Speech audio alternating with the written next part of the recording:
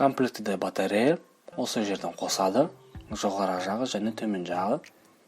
Қолда жақсы жатады. Және де осы батарея бір зарядканың күшімен 11 сағатқа жетеді деп айтады өндіруші. Келесі бізде үш аяқты, және де бұны трипод деп айтады. Бұл бізде пластмассадан жасалған, сапасы жақсы. Және де бұны стабилизаторды ұзартуға арналған таяқша ретінде пайдалануға болады. Бұл бізде телефон ұстағыш.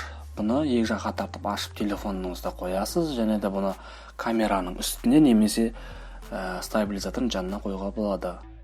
Бұл бізде USB Type-C. Бұл стабилизатор зарядкаға арналған сым. Бұл бізде USB Type-C және де USB.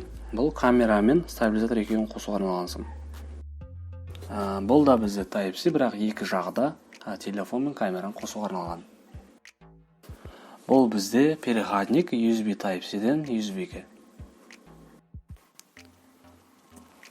Келесі бізде бұл тез алынатын площадка деп айтылады. Осы жерге камераны қоясыз, және де оң жағында балансировка істеген кезде сол бір положение қойып қоясыз, және де камераны алып салған сайын балансировка істемейсіз. Тез алып салынатын площадкаға астынан қойып қоясыз. Сол кезде сіздің объективіңіз ұстап тұратын болады. Бұл бізде, егер камераңыз кішкентай болатын болса, бірінші осыны қатырып, содан соң тез алынатын площадкасын қатырасыз. Және де бізде осындай кішкене ғана екі дана шестигранниктер жүреді. Бұл бізде стабилизаторға аксессуарларды қоюға арналған.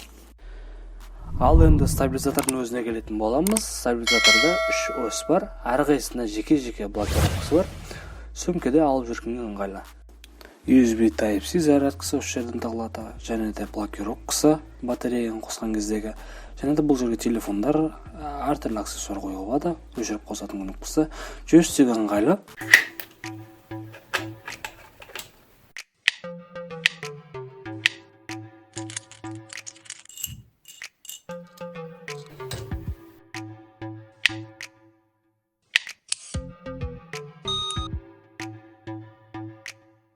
Арнаға тіркеліп, және де лайк басып, пікірлеріңіз қалдырып кетіңіздер. Сіздермен болған Расыл, сау болыңыздар.